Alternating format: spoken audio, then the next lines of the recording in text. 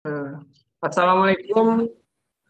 Assalamualaikum warahmatullahi wabarakatuh. Waalaikumsalam warahmatullahi wabarakatuh. Baik, berjumpa kembali di sini pada diskusi dari kelompok 1. Nah, izinkan saya, Dimas Bintang Dharma Putra Dwitama, menjadi moderator untuk memimpin jalannya diskusi kita pada hari ini. Adapun materi kita adalah pembelajaran berbasis otak dan teori praktik dengan mata kuliah desain pembelajaran yang diampu oleh Bapak Syahrial. Adapun anggota dari kelompok saya yang pertama Adi Setiawan dengan NIM 79, kemudian saya sendiri Dimas Bintang dengan NIM 96, lalu ada Talia Cahya Nabila Nenggolan dengan NIM 113. Nah, tanpa berlama-lama kita akan muatan materi kita pada hari ini yang pertama ada fungsi otak, kemudian dominasi otak, unsur-unsur struktur otak menurut McLean, kemudian ada prinsip pembelajaran menurut Kahneman, elemen interaktif, 4 aspek pembelajaran menurut Ray Lewis. Untuk materi yang pertama akan dijelaskan oleh saudari Talia. Saya persilakan.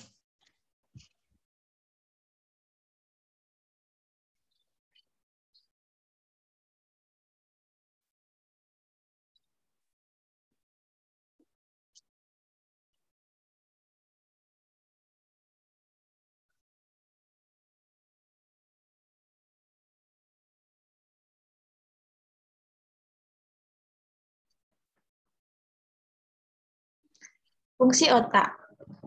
Beberapa penelitian otak telah menunjukkan gagasan bahwa dua belahan otak memiliki fungsi yang berbeda.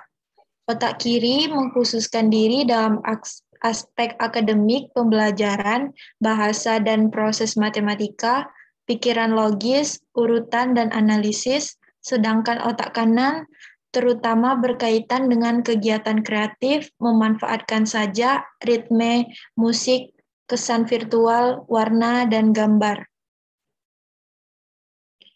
Sederhananya, dengan pemandangan ini, satu belahan bumi terutama berkaitan dengan logis dan yang lainnya dengan yang lebih kreatif. Selanjutnya, dominasi otak. Dominasi otak kiri cenderung lambat dalam peningkatan informasi dan bekerja atau berpikir secara intelektual. Sedangkan dominasi otak kanan lebih suka melihat objek visual dan bekerja atau berpikir secara emosional.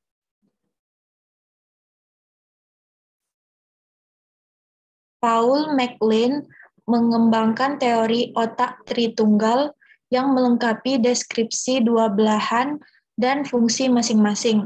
Otak tritunggal atau triune yang berarti trinitas atau 3 dalam 1. Pertama kali diidentifikasi pada tahun 1950-an dan telah diperluas dalam pekerjaan selanjutnya. Misalnya MacLean tahun 1974 sampai 1989.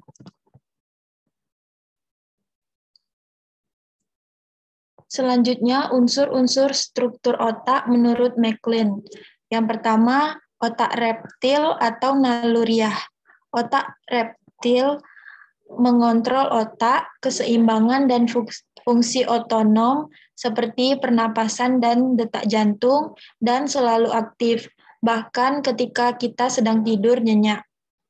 Bagian otak ini memiliki jenis program perilaku sederhana dan naluriah yang sama dengan ular dan kadal, yang berasal dari mana nama berasal. Yang kedua, otak tengah atau otak emosional. Juga dikenal sebagai sistem limbik. Peran bagian otak ini adalah untuk mengendalikan emosi dan dianggap sebagai lokasi jangka panjang, ingatan. Kadang-kadang disebut sebagai otak mamalia. Bagian otak ini sesuai dengan otak sebagian besar mamalia. Otak mamalia berkaitan dengan emosi dan naluri, memberi makan, berkelahi, melarikan diri, dan perilaku seksual. Semua pada tingkat yang lebih tinggi daripada otak naluriah. Yang ketiga, neokorteks, di bagian menjadi belahan kanan dan kiri. Hal ini juga dikenal sebagai otak superior atau rasional. Neokonteks dekat dalam struktur dengan otak mamalia primata. Fungsi kognitif yang lebih tinggi dan membedakan manusia dari hewan berada di neokorteks. Pada manusia, neokorteks mengambil 2/3 dari total massa otak. Selanjutnya,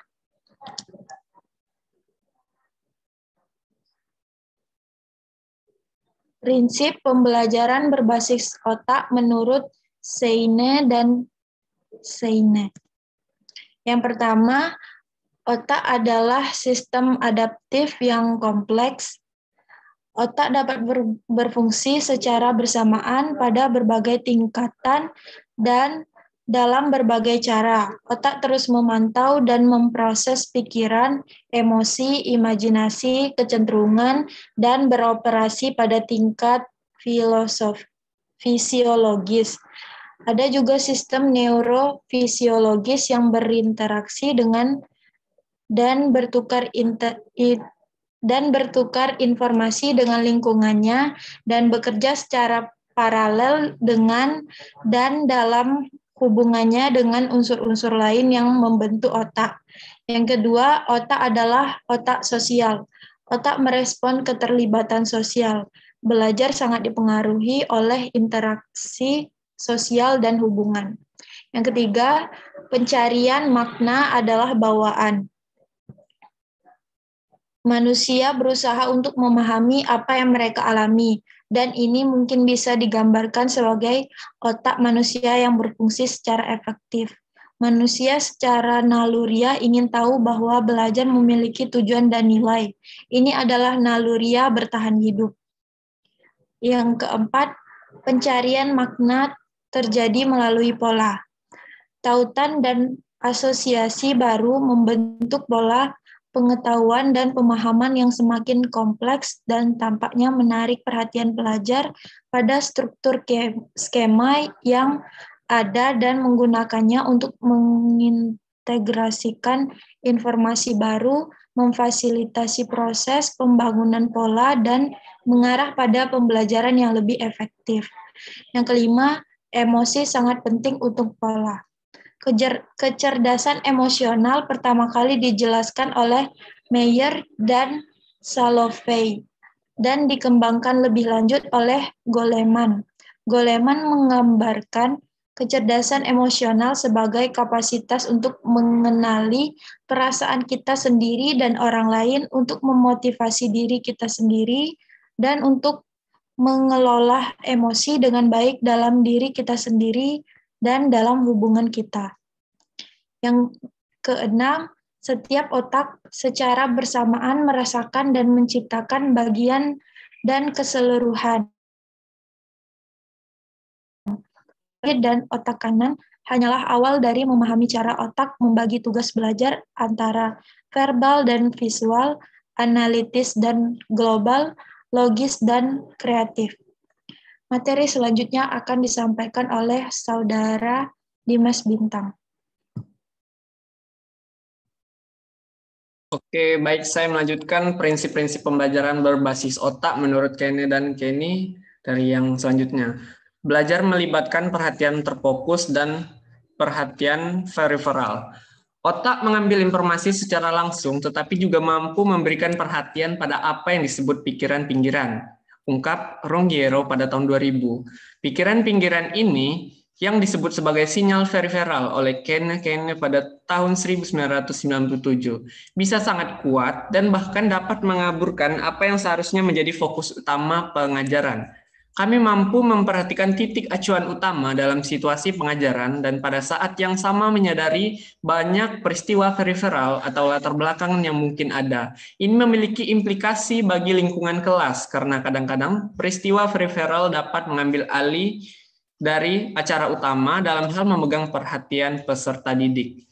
Selanjutnya ada belajar selalu melibatkan proses sadar dan tidak sadar. Pada tingkat permukaan, cukup mudah untuk mengenali fakta apa yang mungkin telah dipelajari atau informasi baru dari apa yang telah disimpan. Jauh lebih sulit untuk menilai kedalaman pemahaman yang mungkin telah berkembang selama penyelesaian tugas belajar. Ada sejumlah besar pemrosesan bawah sadar yang terjadi di otak kita, tidak hanya pada saat belajar, tetapi hampir sepanjang waktu, dan lebih ketika ada upaya sadar yang dilakukan dan aktivitas mental sadar sedang dilakukan.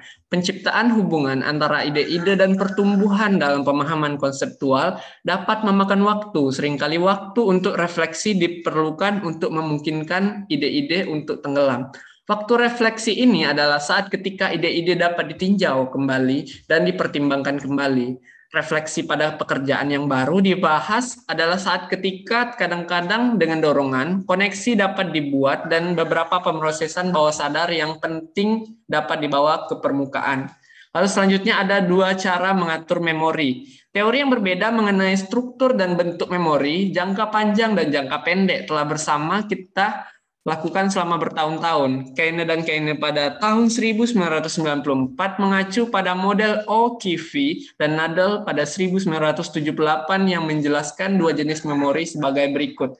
Yang pertama ada takson atau lokalisasi motivation atau penghargaan dan hukuman, yaitu penarikan tidak terkait langsung dengan spesifik dan seringkali informasi yang tidak terkait dapat diakses dalam apa yang mungkin tampak secara acak.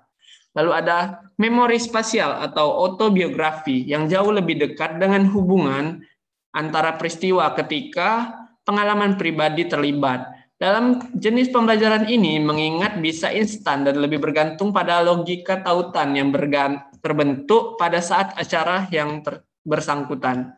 Selanjutnya ada belajar adalah perkembangan. Belajar pada tahun 1980-an oleh Schaebel dan Diamond pada 1986 memberikan wawasan tentang cara otak mampu tumbuh dan menghasilkan lebih banyak koneksi fisik daripada diperkirakan sebelumnya. Telah difikirkan bahwa struktur otak diperbaiki di awal proses perkembangan dan bahwa pertumbuhan jalur fisik baru bukanlah kemungkinan yang nyata. Pertumbuhan jalur fisik mereka menggambarkan kemampuan ini untuk menumbuhkan jaringan jalur saraf dan koneksi yang luas sebagai kembang api dendritik. Ini mengacu pada gagasan bahwa dendrit atau cabang saraf fisik tetapi mikroskopis di otak yang mengontrol pergerakan impuls saraf listrik memiliki kemampuan untuk tumbuh secara cepat dan ke berbagai arah, menciptakan pola koneksi saraf yang baru serta memiliki kompleksitas yang tinggi. Selanjutnya ada pembelajaran yang kompleks, yang ditingkatkan oleh tantangan dan dihambat oleh ancaman. Gagasan ancaman memiliki hubungan dengan keadaan emosional pelajar. Hal ini cukup diketahui bahwa ketika dalam keadaan stres, diinduksi mungkin adalah ancaman yang dirasakan salah satu jenis atau yang lain. Kita gagal untuk berfungsi secara efektif. Gagasan pertarungan atau penerbangan ini ikut bermain dan sangat tidak mungkin seorang anak akan dapat bekerja bahkan pada tingkat kesulitan yang paling sederhana dalam situasi di mana mereka mengalami segala jenis stres negatif. Selanjutnya ada setiap otak diatur secara unik. Levin pada tahun 2002 menggambarkan mitos kemalasan yang mengacu pada persepsi bahwa seorang guru atau seorang dewasa lainnya dapat membentuk anak berdasarkan masalah yang diamati dengan sikap anak dalam situasi mengajar. Dia menunjukkan bahwa masalah sikap yang dapat mengakibatkan sejumlah pola perilaku yang tidak membantu di kelas mungkin berasal dari berbagai masalah yang tidak terselesaikan. Beberapa masalah mungkin merupakan hasil dari organisasi unik otak pelajar. Hal ini dapat dilihat untuk merujuk pada beberapa teori kecerdasan dan gagasan preferentif kognitif dan pembelajaran. Lalu selanjutnya ada elemen interaktif. Selanjutnya ada elemen interaktif yang dibagi menjadi 3. Yang pertama ada kewaspadaan santai, kemudian peredaman yang diatur, lalu yang terakhir ada pemrosesan secara aktif. Kewaspadaan santai. Reinhard Kenne dikutip mengatakan bahwa jika anak berpikir kritis, mereka harus merasa aman untuk mengambil risiko. Secara umum disepakati bahwa guru harus berusaha untuk menciptakan lingkungan belajar yang aman agar pembelajaran dapat berjalan secara efektif. Persyaratan untuk guru dalam pelatihan Inggris dan Wales pada tahun 2007 memberikan seperangkat standar yang komprehensif dan rinci yang semuanya harus dipenuhi, termasuk beberapa hubungan dengan lingkungan pengajaran. Guru diharapkan dapat mampu untuk menunjukkan bahwa mereka memiliki harapan yang tinggi terhadap anak-anak dan remaja, serta komitmen untuk memastikan bahwa mereka dapat mencapai potensi pendidikan penuh mereka. Selanjutnya ada peredaman yang diatur. Peredaman yang diatur mengacu pada situasi di mana anak-anak dapat terlibat secara penuh dalam topik yang dimaksud. Ada berbagai saran tentang bagaimana hal ini dapat dicapai, tetapi secara umum topik harus dibuat menarik dan dapat diakses oleh semua anak. Selanjutnya ada pemrosesan secara aktif.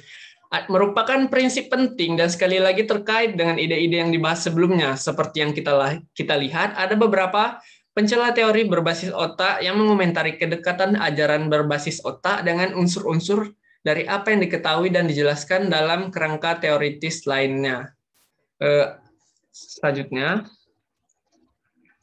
agar otak berfungsi secara efektif, ada 3 prasyarat fisik yang penting. Yang pertama adalah kebutuhan otak akan pasokan oksigen yang memadai. Lalu kebutuhan otak akan pasokan air yang memadai serta nutrisi yang cukup. Selanjutnya ada pembelajaran yang dipercepat adalah perkembangan dalam pedagogi yang sebagian berasal dari gerakan pembelajaran berbasis otak. Teori Feuerstein tentang pengayaan instrumental atau Feuerstein et al. 1980, Jensen, dan karya banyak orang lain dalam pembelajaran basis otak, serta penelitian Sylvester tentang perilaku dan stres dan efek stres pada pembelajaran di tahun 2000.